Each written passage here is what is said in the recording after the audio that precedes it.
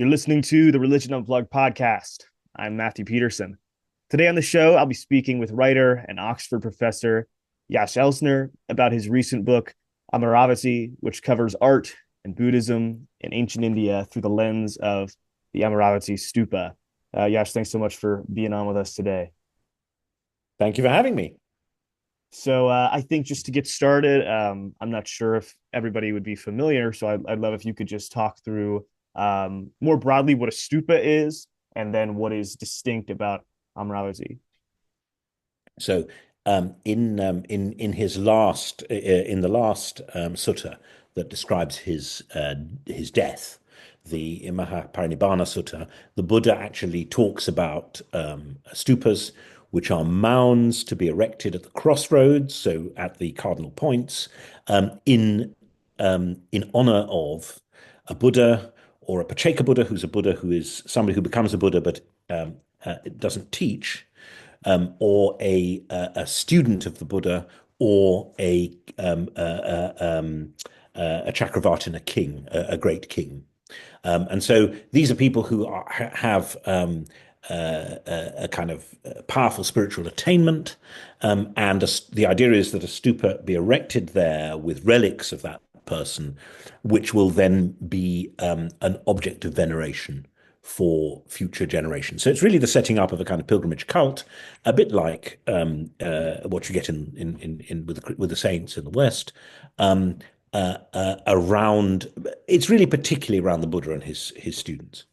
But they do erect stupas, for example, for around Ashoka, the great Indian king of the fourth or third century BC. So it does happen.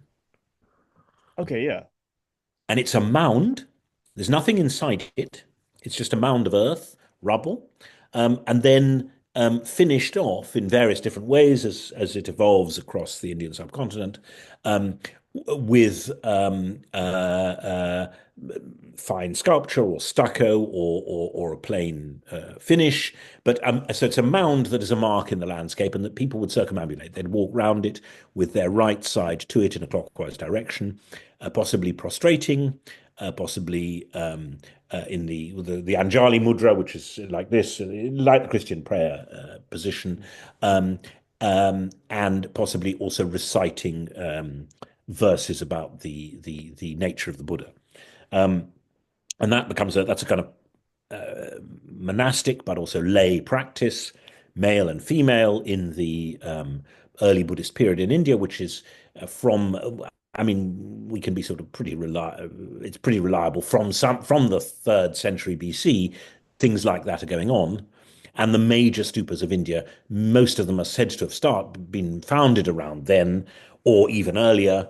But the surviving remains are more like the first century BC to the third century CE. That's roughly the kind of time period. And many of them had great gateways. That's not true of Amarāvatī. Amarāvatī is in southern India, in Andhra Pradesh, which is on the eastern coast. Many of the others are in the north, closer to the sites of where the Buddha himself was born, or lived. And they in Amarāvatī, in the case of Amarāvatī, it has extraordinary sculpture, and both in the railings that went around it, which is not all stupas had railings, and on the body of the monument. Right. Okay. That makes sense. And so the art that you're talking about throughout the book, is that largely going to be on the outside then? You don't, nothing is really, the only thing that's Well, inside is the relics or the remains. yeah, you don't go inside, you don't see the relics or the remains. They're placed in containers. We have one or two were discovered, actually, Mhm. gold and silver containers with crystal relics and bits of bone and so on. But no, you wouldn't see the relics, but you would venerate the thing knowing that there were the relics. Right.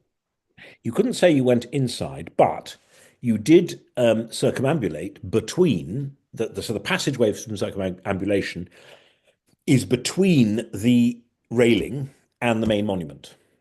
Hmm. So you are kind of within an enormous, it is outside because above you is the sky.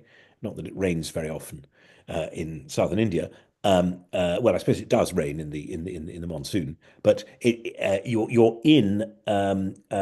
within two great walls of sculpture, Mm. but it's not an interior in the normal sense. Right, that makes sense. And I think you sort of end the book, I think, on the idea that it wasn't like all of these pieces were just art meant to be viewed and thought about. It was more of a experience, an immersive experience. And I know a lot of the pieces now are in the British Museum, and I think maybe in some other museums. Do you feel that the display of those things does it justice, this immersive experience, or could there be some work done on that? I'm afraid that the displays, well, museum displays never really do. I mean, that's not just this object or Right. those museums. The museums are the British Museum, the Great Museum, the Indian Government Museum in Chennai, what you was Madras once, and there's a museum on the site as well. Museums never do justice to the religious nature of sacred artifacts. Um, and there's no way you can do it actually. So the problem with Amarāvatī is that we have a less probably than 10%. There are about 300 pieces, or even more, large bits of sculpted stone, but it's less than 10%, significantly less than 10% of the whole of the totality. So you just can't make such a huge thing, Right. or even evoke it. And in the case of this object, it each piece of stone we cannot actually place next to any other piece of stone. We can't tell what was next to what. So in reconstructing it, as they do both in all these museums, they do reconstruct it a bit. These are fantasy moves by museum curators working with the bits and pieces they happen to have and evoking something, but the evocation is nothing like what, certainly absolutely constitutively by definition, not what the original object would have looked like in any of its pieces. Mm. Yeah, yeah, that makes Um, sense. yeah, I'm also wondering about you talk about how the art would tell stories. And I'm sort of wondering how did it tell stories, and what stories did it tell? yeah. So, well, and here this is really quite similar to, for example, a lot of early Christian art, which has the stories of Christ, the Passion, and so on, in displayed in quite a lot of places within, say, a church. Um, in the case of Buddha, we have both the story of his last life, that is to say, the lifetime in which he was born. He becomes a bodhisattva, and then or he is a bodhisattva, but he becomes as a prince, and then he leaves the palace, and then he finally becomes Buddha, and then he teaches that final lifetime. But we also have many, many stories of the previous lifetimes of the being who ultimately became Siddhartha through a process of endless reincarnation over, I can't remember how many eons, but it's many, many eons, great eons and small eons and so on. And that model of karma, of reincarnation, of cause and effect, um, is obviously something that is true for the Indian cultures. It's not just Buddhism; it's true of Hinduism, Jainism, and so on. Have those models of thinking, and regarding our life, our single life, as not our only life, as it were, with some kind of continuity of the being across lives. Um, but that's obviously very different from what you'd get in the West or Christian art. And so the stories told of the Buddha, the narratives, are these multiple stories of many lifetimes. Hmm. Right. Um, and the stupa is in a huge evocation of both the Buddha's final life and the many lives that went before it. And Amarāvatī is an interesting place because we think that the stupa was made there because many, many eons ago, there was a Brahmin called Sumedha who was born there.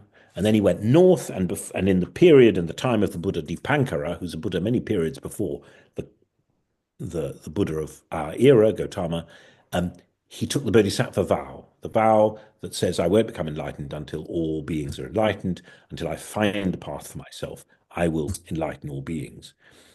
I will do what Dipankara has done. And that vow made by Sumedha, who came from Amarāvatī, is the vow that then leads to the Bodhisattva path of the being that will become Gautama, the Buddha of our era, as it were. So Amarāvatī marks the birthplace of the person who took the Bodhisattva vow that became ultimately, over many eons, Gautama. So it's interesting. That's a mark. That's, people often think of the Bodhisattva tradition as being connected with the northern schools of Buddhism, Mahayana Buddhism, rather than the southern schools, the Theravada, which is now in Sri Lanka or in Burma or in Thailand.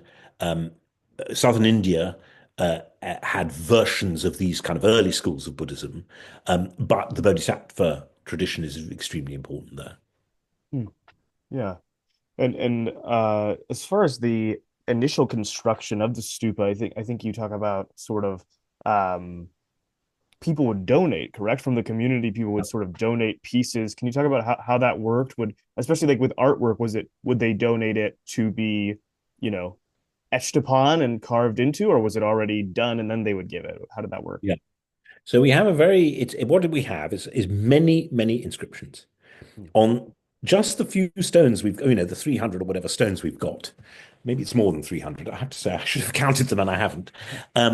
But we have perhaps 200, 250 inscriptions. And those inscriptions, usually the form seems to be they give a homage to the Buddha, and then they say X, Y, or Z from wherever they were, donated this piece of stone or a piece of stone which is not the same as this piece of stone actually. So you might be carved on a crossbar. It will say donated a column or something like that. Okay. And the inscriptions give us an extraordinarily rich picture of donor activity, male and female, monks, nuns, and lay people, sometimes collectives, families, sometimes villages, very rarely the high aristocracy, no kings, but clearly people with wealth of some kind, and a very big cross section of a kind of public that was keen to do this. So that's an interesting aspect, actually. And the inscriptions. So what happens? We can't. All we have are the inscriptions. We don't know anything. We have to surmise out of the inscriptions. But given the way they are presented, it looks as if people gave money. Either the stupa is already being built, and I take it either they are giving money for a particular piece of stone to be carved this way or that, with there obviously being a very fine group workshop of artists working there in Amarāvatī, who then carve that stone, or they'd already carved it, and then when the donation comes, the name is inscribed on whatever piece of stone is up there most recently. Those two things both are possible.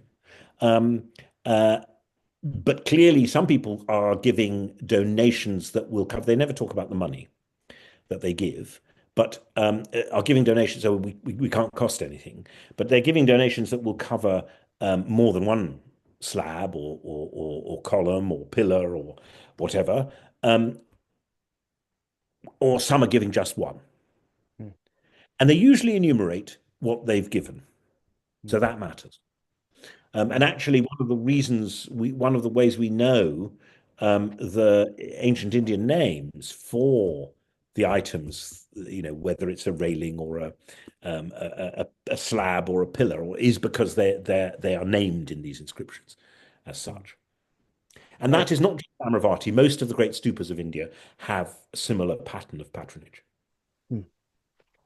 Yeah, I would also like to kind of talk about some of this specific imagery, the motifs that keep occurring throughout the book. You spend a fair amount of time talking about the footprints of the Buddha, Yep. and how those were sort of a central image. Why is that so important? And how did it actualize? One of the interesting things in early Buddhist art is the question of when they actually depict the full body of the Buddha. And when they you depict um, um, a symbol to represent the enlightened being. And normally the arguments have gone in the history of the scholarship that originally, this is kind of a Protestant type argument, which is one reason to distrust it. It's an importation from the kind of scholarship that said, Christianity starts without an image of Christ, and Judaism doesn't have an image of God, and then later on they bring one in. So that kind of model, and that has been used rather a lot for Buddhism, with the argument that the aniconic model, the model where they don't represent the embodied Buddha, and then somehow it comes into being later on, it has been the normal argument. Amarāvatī is interesting because it combines both forms. Systematically, both kinds are being used. The disembodied, the symbolic Buddha, often represented by footprints, or the fully embodied Buddha, and it's as I've suggested that this is less about time periods and what comes earlier and what's acceptable or not acceptable than about different ways of conceptualizing bodies of the Buddha. And in ancient Buddhism, there are the Buddha has a number of different bodies. There's the Rupakaya, the body of form, like your body or mine, but there's also the Dhammakaya, which is the universal body, the divine body, the truth body. And there are other forms, the Sambhogakaya, which is the body of bliss, the Nirmanakaya, which is the body of manifestation, different kinds of models of bodies for a divine being, or for an enlightened being. And one way to conceptualize that visually might be to look at these different kinds of representations. But the footprints are very interesting because, first of all, they always point not this way up, but down. And the reason they point down is that the idea is that you mentally, or maybe actually physically, are doing a prostration before them. So you touch your forehead to the feet of the Buddha, as indeed Sumedha did in the famous story when he goes to see Dipankara Buddha, and when he sees the coming of the Buddha, he's got very long hair because he's an ascetic, and he puts his hair on the ground to cover the earth for the Buddha to walk on. And so that act of prostration, in fact, goes right back to the early story, the original story, and it's much repeated in the suttas when people come to see the Buddha. They bow. It's sometimes translated as bow. Initially, when they meet him, sometimes they circumambulate, but the bow might involve a full prostration, where they put their head to his feet. So that's an act of homage, an act of respect. And the feet of the Buddha, the footprints of the Buddha facing towards you are making, even if you didn't do it actually, you do it in your mind. Right. That makes sense. So there's a lot of veneration already implied. Right. And I think that I'm assuming that that's kind of tied into the body is sort of a central theme of the stupa, given that there's there's a physical remnant of the Buddha inside. So it would. Yes. Okay. So the stupa kind of is a kind of body of the Buddha. Right. Now, what's interesting, though, is that only in the last lifetime is the Buddha, at least after his enlightenment. Actually, before his enlightenment, he's a prince and he lives in a secular life. After his enlightenment, he's monastic and has an order of monks. And many of the bodies on the stupa are actually very, you might say, carnal, physical. There's many almost nude, beautiful female figures, many male figures. There are images of quite a lot of sexuality and so on. It's a celebration because in the many lifetimes of the Buddha, he had many different forms, including animal forms, in fact. And all those things are celebrated. So it's not an ascetic body in the sense that Christian monasticism emphasized, for example. Right. That makes sense. the other two images that I noticed recurring a lot, and I'll just put them together, and you can divide them if you'd like to. But I saw you mention a lot about lions and lotuses. Those seem to Yeah. be kind of all over. What's the significance of those? Both are images associated with Buddha. The lions are they're actually great statues of lions which are placed on the gateways before the gateways. So there's some kind of marker, maybe there to scare away enemies or whatever. There's that side of it. But among the descriptions of the 32 marks of the great man, which includes not just Buddhas but other figures, actually the kinds of figures that for whom stupas are appropriate, is the lion chest, the kind of proud lion chest. So that the model of the lion is one of the images of the Buddha. The lotus is very interesting because the lotus, a garland of lotuses is a mala. It's called a mala, and so is a garland of stories. A Jataka mala. The Jatakas are a mala, a garland.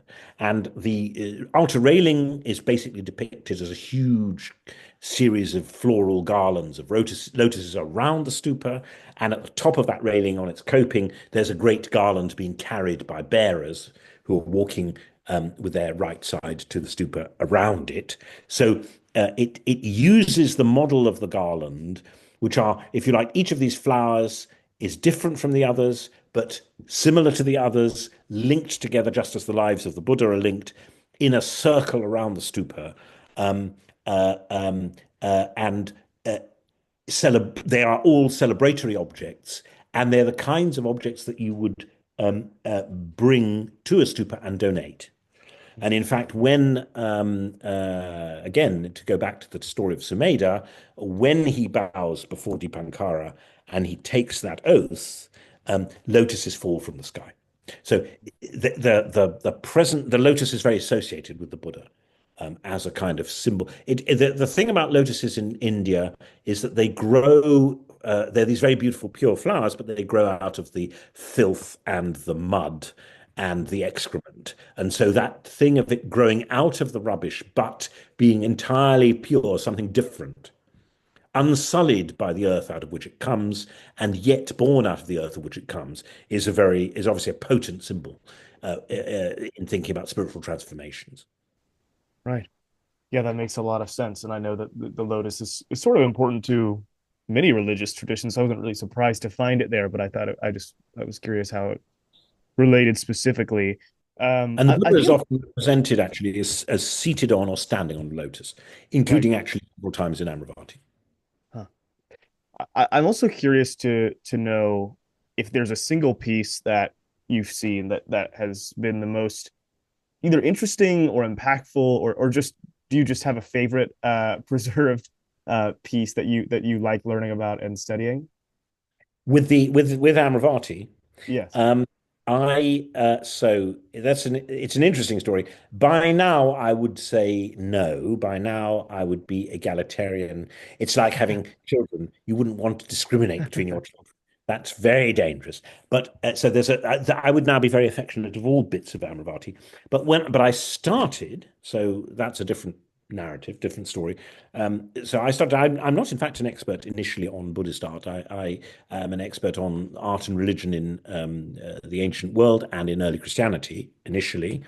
And then I was running an exhibition, doing an exhibition, and we had a great pair, the largest and I think in some ways most impressive of the great footprints from Amarāvatī, which were not just they were the poster figure of the show. And so they're one of the major pieces in the show. And so whenever we went round, I was take people round because, that's what you do when you run an exhibition. And so one would look at these footprints, pretty well daily for the whole period that the show was running. And so I got very close to that. That's how I got into working on Amarāvatī and being inspired by it. So I would say that I have a particular affection for the footprints. Right. That makes sense. I like that. And I'm covered most of what I wanted to talk about, but I'll sort of end on this. Yeah, I thought it was really interesting. I looked at sort of the other books you'd written, and it seems like, yeah, it's dominant by ancient Western archaeology and art, specifically Roman. And I was curious, how did this big shift, how did it differ in terms of what you found out and your methods of research, and what was that challenge like to do a totally different part of the world? So the story of how this happened is sort of eccentric. Um, I've always been interested in art and religion, and I've always been interested in the question of how the visual culture might do its own version of theology, its own version of thinking through um, what most scholars of religion always see in terms of texts. And I think they're wrong. I actually think that's a modern bias. The ancient world, medieval world was much less literate, um, which doesn't mean less intelligent, but just more oral and did things differently. And the visual culture was did a lot of the work for making Jesus real, for example, in the Christian world. Now, with so what I discovered when I started looking at it beyond just a few objects, but sort of looking at literature seriously, is that there's a great divide between Buddhology, the studies of Buddhism, the history of Buddhism, the theologies of Buddhism, and so on. A very complex and rich subject with a huge philosophy and much literature from antiquity. Um, uh, there's a complete divide between that and archaeology. And the Buddhologists never look at images, and the visual people never or look very little at the Buddhology except really to identify stories.